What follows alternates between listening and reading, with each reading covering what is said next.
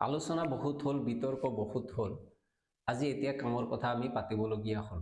অসমত ইতিমধ্যে গোমাংস নিষিদ্ধ কৰিছে আৰু গৰুক গৌমাতা হিচাপে আনুষ্ঠানিকভাৱে স্বীকৃতি দিছে। গতিকে এতিয়া আমি পজিটিভ কথাবিলাক অলপ আলোচনা কৰাটো ভাল হ'ব। নমস্কাৰ, এই ভিডিঅ'টোলৈ আপোনালোকক সকলোকে স্বাগতম জনাইছো।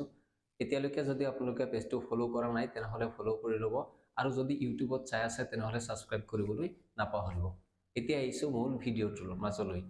যে আমাৰ ৰাজ্যত গৰুক কিদৰে সেৱা শুশ্ৰূষা কৰা হয়, গৰুক কেনেদৰে প্ৰতিপালন কৰা হয়, প্ৰকৃততে আমি গৰুক গৌমাতাৰ মৰ্যাদা দিব পাৰিছোনে? আমাৰ অসমৰ গোহালিবিলাকত গৰুবিলাকক কেনেকৈ এটা পৰিৱেশত ৰখা হয় আৰু গুজৰাটত কেনেকৈ ৰখা হয়?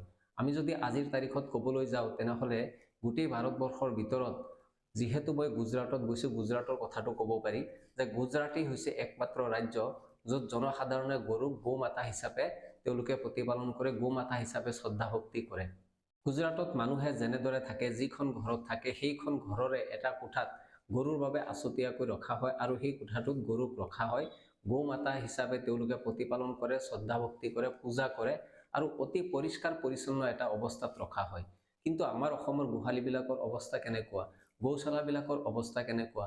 হয়, আমাৰ অসমতো বহু এনেকুৱা পৰিয়াল আছে যিবিলাকক গৰুবিলাকক ভালকে ৰখা হয়, গৰুক ভালকে ৰখা হয়, গোহালিক ভালকে ৰখাৰ এটা ব্যৱস্থা আছে। কিন্তু বহু ঠাইত এনেকুৱা আছে গৰু গোহালিবিলাকত এটা পৰিত্যক্ত অৱস্থাত থাকে, গোমূত্ৰৰ সৈতে গোবৰৰ সৈতে একেলগে তেওঁলোকে সহবাস কৰে আৰু এটা পৰিত্যক্ত অৱস্থাত দিন বা ৰাতি পাৰ কৰিবলগীয়া এটা অৱস্থা হয়। যিহেতু কোনো ভগৱানেই নিজা ঘৰ নিবিচাৰে, আল্লাহেও নিজৰ ঘৰ নিবিচাৰে, গড, ভগৱান, ঈশ্বৰ যিমান আছে কোনেও নিজাকৈ ঘৰ নিবিচাৰে। কিন্তু আমি কি কৰো, সকলোৰে কাৰণে মন্দিৰ নিৰ্মাণ কৰো, মছজিদ নিৰ্মাণ কৰো, গীৰ্জা নিৰ্মাণ কৰো, কোটি কোটি টকা খৰচ কৰি তেনেকুৱা ধৰণৰ অট্টালিকা নিৰ্মাণ কৰা হয়, অথচ কোনো ভগৱানে এনেকুৱা ঘৰ নিবিচাৰে। সেইদৰে গৌমাতাও যিহেতু মুকবধিৰ প্ৰাণী, ক'ব নোৱাৰে নিজৰ মুখেৰে, কিন্তু গৌমাতাক যিহেতু আমি মাতা হিচাপে স্বীকৃতি দিছো, মান্যতা দিছো, সেইকাৰণে এতিয়া গৌমাতাৰ শুশ্ৰূষাৰ কাৰণে এটা পবিত্ৰ স্থানত কেনেকৈ ৰাখিব পাৰি সেই কথাটো আমি এতিয়া ভাবিব লাগিব। পুনৰবাৰ কৈছো যে অসমৰ বহু পৰিয়ালত এতিয়াও গোহালিবিলাকৰ অৱস্থা বহুত ভাল আছে, কিন্তু পৰিত্যক্ত অৱস্থাটো আছে। সেয়া বিশেষকৈ সংখ্যালঘু সম্প্ৰদায়ৰ লোকসকলৰ যিবিলাক গোহালি আছে সেই গোহালিবিলাকৰ অৱস্থা অতি পৰিত্যক্ত, অতি লেতেৰা পৰিৱেশত গৰুবিলাক থাকে। ভগৱানৰ কোনো ধৰণৰ নিৰ্দিষ্ট ঠাই নাই। আমি কওঁ যে য'তে ত'তে ভগৱান থাকে, সকলোৰে লগত ভগৱান থাকে। এতিয়া মুখ্যমন্ত্ৰী হিমন্ত বিশ্ব শৰ্মা বা বিজেপি চৰকাৰৰ যিসকল বিজেপিৰ লোক আছে তেওঁলোকেও ভাবিব পাৰে যে য'তে ত'তে আমাৰ গৌমাতা থাকে, বিভিন্ন স্থানত বিৰাজমান থাকে, মুছলমানৰ ঘৰতেই থাকক বা খ্ৰীষ্টানৰ ঘৰতেই থাকক। সেইকাৰণে যিহেতু গৌমাতা এটা ভাল পৰিৱেশত থাকিব লাগিব, চৰকাৰে এটা ব্যৱস্থা গ্ৰহণ কৰিব লাগে, যাৰ যাৰ ঘৰত গোহালি আছে তেওঁলোকৰ সেই গোহালি এটা ভাল পৰিত্যক্ত অৱস্থাৰ পৰা এটা উন্নত অৱস্থালৈ যাতে লৈ যাব পাৰে এটা আঁচনি ৰূপায়ণ কৰিব লাগে। কিন্তু গোমাংস নিষিদ্ধৰ দিনা আমি চাইছো যে কোনো ধৰণৰ নীতি নিয়ম তেনেকে কোৱা নাই। অন্যান্য আঁচনি যেতিয়া প্ৰৱৰ্তন কৰা হয়, অৰুণোদয়ৰ নিচিনা আঁচনি যেতিয়া প্ৰৱৰ্তন কৰা হয়, তেতিয়া কোৱা হয় যে কেনে ধৰণৰ নিয়ম নীতিবিলাক পালন কৰিলে এই আঁচনিবিলাক পাব। কিন্তু গোমাংস নিষিদ্ধ কৰাৰ সময়ত এই এনে ধৰণৰ কোনো নীতি নিয়ম নাছিলে যে গৌমাতাক কিদৰে প্ৰতিপালন কৰা হ'ব। সেইকাৰণে আমি ভাবো যে গৰুক প্ৰকৃততে যদি আমি গৌমাতা হিচাপে শ্ৰদ্ধা কৰো তেনেহলে পৰিত্যক্ত অৱস্থাত আমি গৰুক পেলাই থব নালাগে, বাটে পথে গৰুক আমি পেলাই থব নালাগে। গৰুৰ কাৰণেও এটা নিৰ্দিষ্ট ব্যৱস্থা হওক।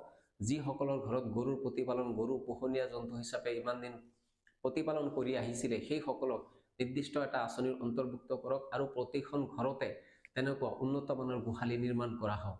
আৰু ইয়াৰ উদাহৰণটো গুজৰাটৰ পৰা ল'ব লাগে। এয়া আমাৰ কোনো মনে সঁচা কথা নহয়। যিসকল লোকে গুজৰাটত থাকে, গুজৰাটত যিসকল লোক গৈছে তেওঁলোকে গুজৰাটৰ কালচাৰবিলাক যদি চাই তেনেহলে দেখিব প্ৰত্যেক ঘৰ মানুহৰ ঘৰতেই তেনেকুৱা এখন গোহালি বুলি নকয়, তেওঁলোকে নিজৰ ঘৰখনতে এখন তেওঁলোকে কোঠা দি ৰাখিছে আছুতীয়াকৈ গৰুৰ বাবে আৰু তাত গৰুক অতি সুন্দৰকৈ প্ৰতিপালন কৰে। যদি আজিৰ তাৰিখত আমাৰ যি ঘোষণা কৰা হ'ল গোমাংস নিষিদ্ধ কৰা হৈছে, গোমাতা হিচাপে মান্যতা দিয়া হৈছে, ইয়াৰ পিছত এতিয়া যদি বাহিৰৰ পৰা উত্তৰ প্ৰদেশ, গুজৰাট এনেকুৱা ৰাজ্যৰ পৰা যদি কোনো লোক অসমলৈ আহে আৰু ইয়াত যদি আহি দেখে যে গৰু এটা পৰিত্যক্ত অৱস্থাত আছে, গোমূত্ৰৰ সৈতে গোবৰৰ সৈতে লেটি-পেটি হৈ আছে, নিশাৰ ভাগত গৰু মহৰ কামোৰত অত্যাচাৰ সহ্য কৰিবলগীয়া হৈছে, গৰুৰ কাৰণে কোনো ধৰণৰ এটা সুব্যৱস্থা ক'বলৈ গ'লে অসমত এতিয়ালৈকে গোহালিবিলাকৰ কাৰণে কৰিব পৰা নাই। এনেকুৱা এটা পৰিস্থিতিত যদি বাহিৰৰ ৰাজ্যৰ মানুহবিলাকে আহি দেখে তেনেহলে মুখ্যমন্ত্ৰী হিমন্ত বিশ্ব শৰ্মাৰ বাবে এটা লজ্জাজনক কথা হ'ব আৰু সেই বাহিৰৰ লোকসকলৰ সন্মুখত মুখ্যমন্ত্ৰী হিমন্ত বিশ্ব শৰ্মাৰ মান সন্মান মৰ্যাদা লাঘৱ হ'ব বুলি আমি ভাবোঁ। কিয়নো তেওঁলোকে ভাবিব যে অসমতো বিজেপিৰ চৰকাৰ আছে, কিন্তু বিজেপিৰ সেই চৰকাৰ থকাৰ অৱস্থাতো গো মাতাৰ এই অৱস্থা কিয়, গো মাতা কিয় পৰিত্যক্ত অৱস্থাত থাকিবলগীয়া হৈছে। ইয়াত যিহেতু নিয়ম কানুনো আছে, সংশোধনী কৰি তেওঁলোকে নিয়ম পাছ কৰিছে আৰু সেইমতে নিৰ্দেশনাও জাৰি কৰিছে, কিন্তু গৰুৰ অৱস্থাটো ভাল হোৱা নাই। গতিকে মুখ্যমন্ত্ৰীৰ বাবে এয়া হ'ব এটা লজ্জাজনক কথা। সেইকাৰণে হয়তো মুখ্যমন্ত্ৰী বা বিজেপিৰ তেওঁলোকৰ নেতাসকলৰ মূৰত এনেকুৱা চিন্তাটো অহা নাই প্ৰতিপালনৰ কথাটো। গতিকে প্ৰতিপালনৰ উদাহৰণটো গুজৰাটৰ পৰা লৈ আহিব লাগে আৰু কেনেকৈ ৰাখিব পাৰি, অসমত আৰু অলপ উন্নত মানত কেনেকৈ ৰাখিব পাৰি সেই চিন্তাটো কৰিব লাগে। গৰুৰ বেহা বা চোৰাং বেপাৰী বা সৰবৰাহ এইবিলাক যিবিলাক কথা কোৱা হয়, সেই সন্দৰ্ভতো গৰুৰ যাতে এটা পৰিবহণ ব্যৱস্থাত এটা সৌন্দৰ্য আহে, এটা সুচাৰুৰূপে সুচল যাতায়াত ব্যৱস্থাও গৰুৰ কাৰণে নিৰ্ধাৰণ কৰিব লাগে, চৰকাৰখনে এটা নিয়ম কৰি দিব লাগে। আৰু এই কথাবিলাক চৰকাৰী পক্ষক, বিশেষকৈ বিজেপিৰ অনুৰাগীসকলে, বিজেপিক সমৰ্থন কৰা সকলে এই কথাবিলাক চৰকাৰৰ ওচৰলৈ লৈ যাব লাগে। আমি অনুৰোধ কৰিম, চিৰিয়াছভাৱে আমি ভিডিঅ'টো বনাইছোঁ, আমি এই ভিডিঅ'টোত কোনো ধেমালি কৰা নাই। সেইকাৰণে আমি বিজেপিৰ অনুৰাগীসকলক আমি এই আহ্বান জনাম যাতে এই ভিডিঅ'টো তেওঁলোকে তেওঁলোকৰ নিজা নিজা বিজেপিৰ গ্ৰুপত যাতে শ্বেয়াৰ কৰে আৰু মুখ্যমন্ত্ৰী হিমন্ত বিশ্ব শৰ্মাৰ সন্মুখত বিশেষকৈ যাতে এই ভিডিঅ'টো পৰে আৰু গুজৰাটৰ অনুকৰণ কৰি যাতে গৰুৰ প্ৰতিপালনৰ কাৰণে এটা ব্যৱস্থা সুচাৰুৰূপে কৰিব পাৰে মুখ্যমন্ত্ৰী হিমন্ত বিশ্ব শৰ্মাই, তাৰ বাবে এই ভিডিঅ'টো আপোনালোকে বেছিকৈ শ্বেয়াৰ কৰিব। কাৰণ ইয়াত মুখ্যমন্ত্ৰী হিমন্ত বিশ্ব শৰ্মাৰ মান সন্মানৰ কথাও জড়িত হৈ আছে।